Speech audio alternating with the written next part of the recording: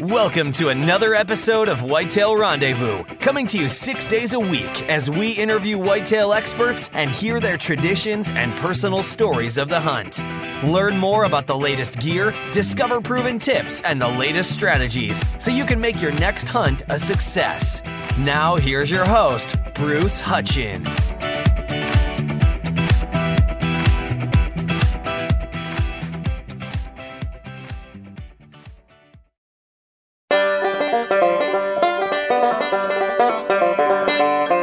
Want to become a smarter deer hunter? Know when to hunt, where to hunt, how to hunt? Well, Deer Hunting Institute Part 1 was created to do exactly that, because many people have told me they struggle with spending all days in the wood and never seeing a deer, only shooting does and young deer, leaving the woods empty-handed way too many times. Found this wonderful, but just couldn't get on them, having difficult finding a place to hunt. Recognizing possible mistakes you're making every year. Having tried and failed to find qualified mentors who deliver results. If you had these frustrations or struggles, go to deerhuntinginstitute.com and there you'll find a 13-module course to help you solve these problems. Again, go to deerhuntinginstitute.com and find some answers.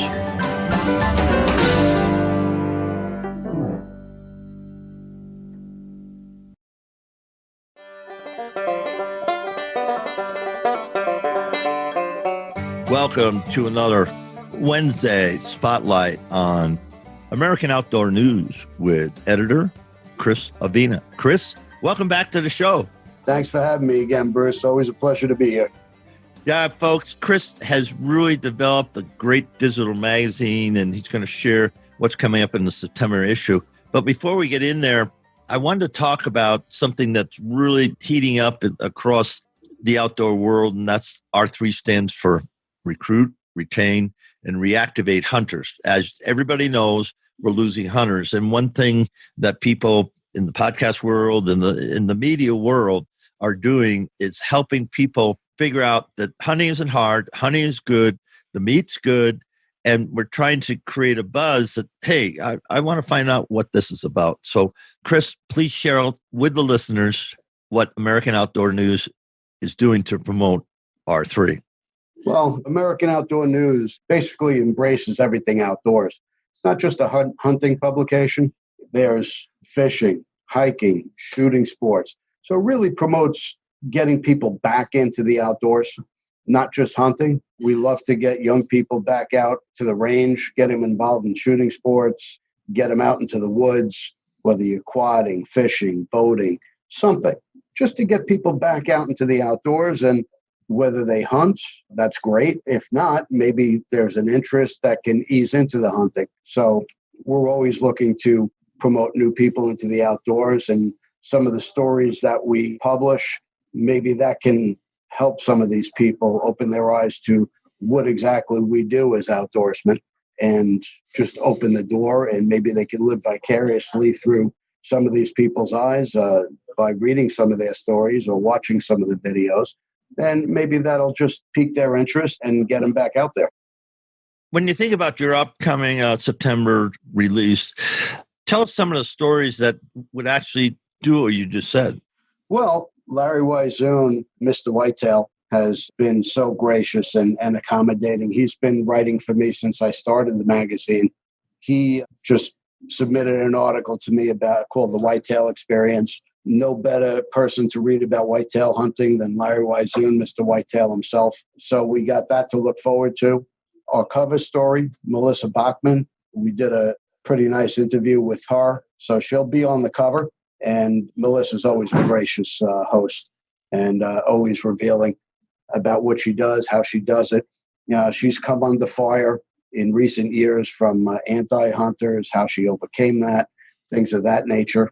Getting in shape for the season. Gus Kinjemi from Live the Wildlife TV, he's always in peak condition. He always goes on some of the most physically demanding hunts, and he shares some of his training secrets with us, some videos, some exercises on how he stays in shape. It's important to not just stay in shape for hunting season, but to live a healthy lifestyle. You never know when a destination hunt's going to come up unexpectedly. You don't want to be out of shape for it. Trust me, I've been there, and it's not a fun experience because you really struggle to keep up with the guides, and it's really not fair to them either. So I train daily. I try to stay in shape, do some cardio, do some free weights, anything for the season. Because even hiking into the woods, hiking to your stand, dragging a deer out of the woods, it could be physically demanding. If you're not ready for it, you don't want to hurt yourself trying to drag a deer back to camp. Well, I came out with the 2A section to my magazine this year to promote the Second Amendment. We find out about what exactly the Second Amendment means to somebody. We all know the broad brush definition, right to bear arms, but I believe that it means something personal to each and every one of us. And that's what we're honing in on in the 2A section. We got into reciprocity a little bit in the last issue.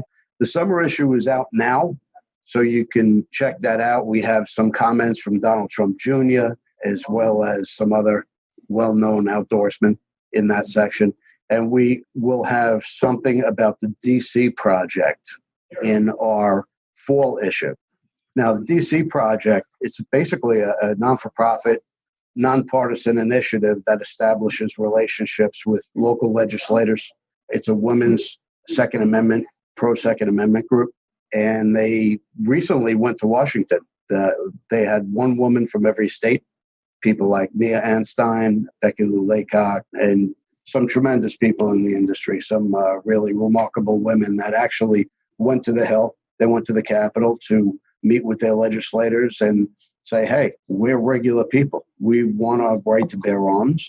We're not a threat to society. You got soccer moms that are out there involved in shooting sports. And this is the face that they want to bring to Washington, let their legislators know that owning a gun doesn't mean that, the narrative behind that.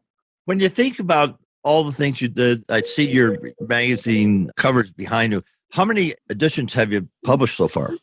This year, 2. We publish 4 a year. We're a quarterly publication. We have 2 more that will be coming out. We had Jana Walla on our spring cover. Jana is always accommodating. She's a true warrior and a great representation and role model for our industry. And you can go to our website and read that edition, read the interview. You can watch the video if you want. And that was a pretty good edition. Larry Wizoon's on this cover. We have an interview with Larry. We have an interview with the Dallas Safari Club. I just became a board member of the Northeast chapter of the Dallas Safari Club. So we have little insight to what they're all about. Dallas Safari Club has 11 chapters throughout the country. I'm thrilled to be on the board of the Northeast chapter that covers New York to Maine. And we're looking to promote, get people involved in the outdoors, get them involved in Dallas Safari Club. So that's another article in that issue. Like I said, Melissa Bachman will be on the spring cover, and we have Eva Shockey for the winter cover. That interview's already done. I did that a couple of months ago. Why'd you get into this? What was the juice that made you become the editor of American Outdoor News? That kind of happened by accident. Me and a friend of mine were talking about buying somebody's magazine. The numbers just didn't add up. And I basically said I could do this on my own. I don't have to buy somebody's magazine. So I started American Outdoor News. I produced 1 issue in the late fall of 2017, rolling into show season. And our first full year was last year, 2018. We had started out with Donna Boddington on the cover. She's a great lady. She's married to Craig Boddington, and she goes with him on all of his adventures. So that was a pretty insightful interview. Kevin Paulson from Hunting Life did that interview. Great first issue. From there, Joe Montaigne was on our cover. That was a really interesting interview. Joe's an interesting guy. A lot more to him than meets the eye. A big gun enthusiast. You can see his show on the Outdoor Channel, Gun Stories, where he talks about the history of guns, things of that nature. We had Lee and Tiffany on the cover last year, as well as Jim Shockey. So we've been very blessed to have some of the top names in the industry to grace the cover of our publication. Good for you. When you think about the growth and where you wanted to go, what's the 3 important things to you that your magazine communicates with your readership? Well, I want adventure. Not everybody could afford a destination hunt. And, I always like to read, and I like to read about something that I wasn't normally able to do. So that was my adventure until I started getting into doing things myself. But it piqued my interest and got me off my couch and into the woods again.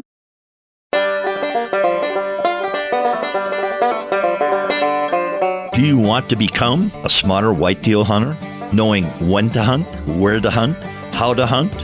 Over the past 4 years, people have asked me, hey, I'm struggling with spending all day in the woods and never seeing a deer, only getting opportunities at doe or young bucks, leaving the woods empty-handed too many seasons.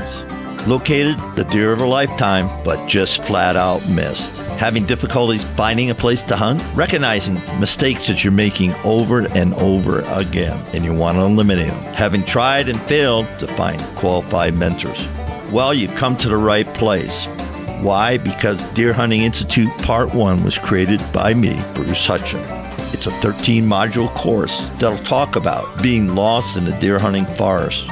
Never hunted. What is a hunter? What is an adult onset hunter? What rules apply? Finding a mentor, choosing a weapon, finding a place to hunt, scouting a hunt location, stand sites, stand access and exit, reading sign, and when to hunt.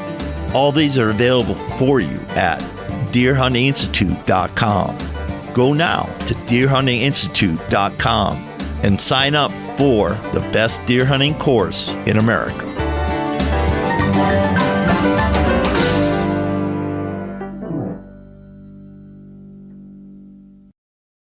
When I think of kids, do you have a kids section or a young adult section where they can go and relate not only through your magazine, but get on a community and social media? Is there anything like that available through AON? Not really. We have a trophy room where people can send me their pictures of how they filled their tag throughout the course of the year. And I do get a lot of proud parents that send pictures of their young son or daughter that took their first deer or their first turkey. And I'm always thrilled to post something like that in the magazine. When you think about hunting today and the uphill battle we're facing, what do you think the impact of your magazine is going to be to create that positive vibe and basically get people interested in hunting? Well, that's an uphill battle.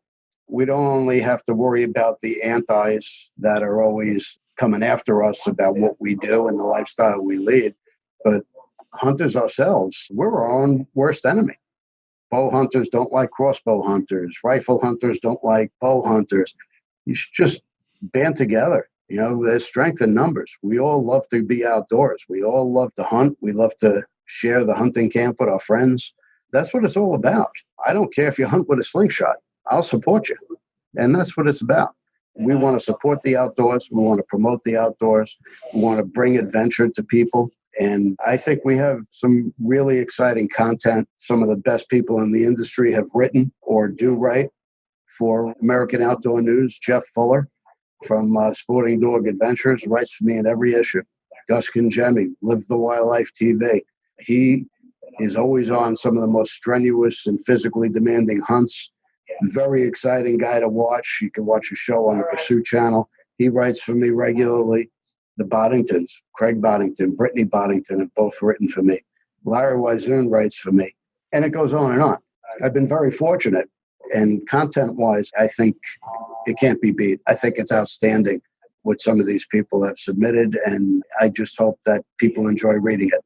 My show reaches 1,000 people a day or so. And some people out there saying, boy, I like to do something like that. What's 3 things that you would say, hey, if you want to jump in the water, come ahead. But here's 3 things you better know how to do. Well, that's actually something you can read about in this issue. In Larry Wizoon's interview, we discussed that, what a young person needs to do to get into the outdoor industry. And he actually struck on something very important.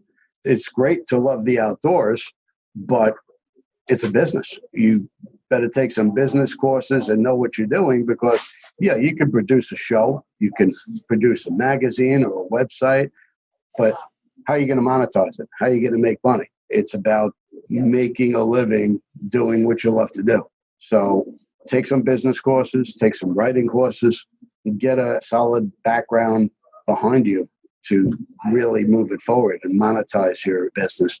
Because without any type of revenue, advertising, sponsorships, it's going to be very difficult to continue to do what you love to do. It's great to have a hobby, but let's see how we can make money with that hobby. For me, it's always been through relationships. I've been around the industry a long time, and I've met some amazing people, whether they're with the manufacturer or host a TV show or a blog or something. There's amazing people in this industry. They're always willing to help, but you have to be willing to help yourself. You got to have a strong base coming in and a game plan. So, folks, here's a couple of takeaways. One, it isn't easy to find yourself an internship and basically go to work for free and learn the industry. A guy like Steve Ranella didn't start off at the top of his game. If you go back and listen to Jim Shockey and talk about his childhood and everything that he had to do to get to where he is today, it's taken a long time. And everybody in the industry that you go, oh, I wish I could be like them. Well, get around them, read about them, and find their backstory, because nobody has it easy. It doesn't exist. Chris and I were talking yesterday about Whitetail Rendezvous, and it began as a goal to get over 500,000 listeners, which we got, over 600 guests, which we have. But it's at the point, okay, it's not a hobby anymore. It's a business endeavor, and I'm bringing out products and different things to engage people to say, hey, Bruce brings value. Bruce is an authority and an influencer in the business, just like Chris is. And we all reach it at a different time. And that's the one thing I have learned. It's a timing thing. And it's not so much about the money. It's really about the timing and how you can resonate with your community.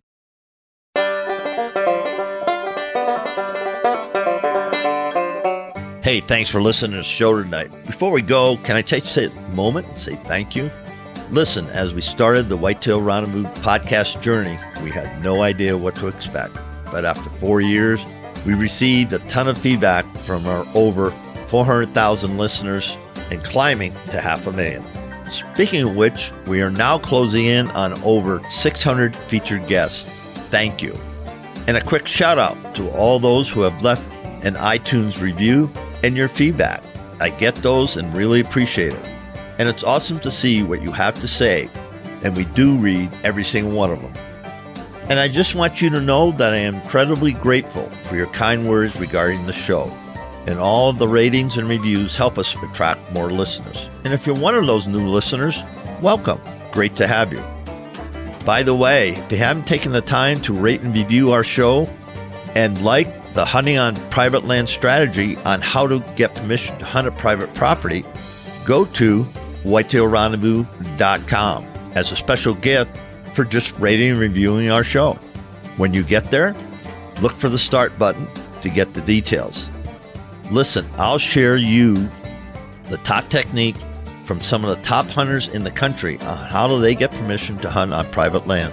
I'll share with you the exact techniques they use to get permission. As my way of saying thanks for rating and reviewing the show on iTunes. So join us next time. And remember, we're all on this journey together, learning, sharing, and becoming 365 hunters.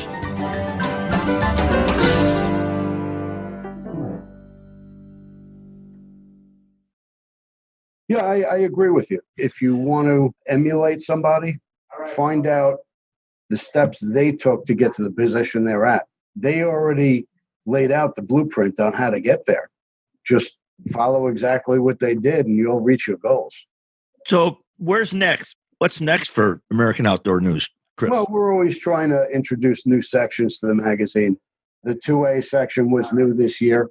I just thought that the left already has their narrative out there, and they did a pretty good job of marketing it and putting it out there. Not we agree with it in any way, shape, or form, but I thought we needed to get our voice out there. And I know the Second Amendment means something personal to everybody, and that's what I wanted out there. And that's kind of similar what the DC project is doing. They're putting a face behind gun ownership, and they're getting right in front of their legislators, and they're saying, hey, we're normal people. We're not criminals. We're not sadists. We're not looking to go on a mass shooting spree or something ridiculous. They just want to be able to enjoy shooting sports and protect their family. So that was new this year. We just put in a new podcast section. We'll call it podcast pages. You could find Whitetail Rendezvous there. Larry Wiseman just came out with a new radio podcast with Big Billy Kinder. That'll be on there. We're always looking to expand. We have a social section, see what people do outside of the hunting season, different fundraisers, different shows, trade shows, banquets, things of that nature. Just always something going on behind the scenes of the outdoor industry. And that's what the social outdoor section shows. And we're growing. We're always open to suggestions. We want to see what you like, what you look forward to. So feel free to shoot me an email and let me know what you would like to see in the publication, because we'll try something new. Chris, how would somebody get a hold of you? They can go to my Facebook page, AmericanOutdoorNews.com, just American Outdoor News on Facebook. They could text me from there. You could go to the website, AmericanOutdoorNews.com. You get in touch with me through that, or just shoot me an email, editor@AmericanOutdoorNews.com. Any last words or last thoughts about the upcoming hunting season for our listeners? I'm really looking forward to the season. In fact, I'll be upstate this weekend preparing. I'm getting a little bit of a late start this year, so I need to set up my trail cameras. It's about time to really start your food plots if you haven't started them already. Sight in your weapons, sight in your rifle, sight in your bow. There's a lot of things you need to do. If you're not hunting private land, you need to secure a spot to hunt. Knock on doors. Go to your local farmers and see if they'll let you hunt their land. Secure a place. Don't wait till the last minute and go on state land and go wandering aimlessly, because that's pot luck. You're going to come up empty 90% of the time if you don't secure a place or you don't scout out a place. So there's plenty of things that you need to do to prepare for the season. Well, Chris Avena, it's just always a pleasure to have you on the show, and I can't wait till we do the winter show coming up. And thank you for all the support you've given to Whitetail Rendezvous and Deer Hunting Institute. No, likewise, Bruce. I appreciate all your support as well.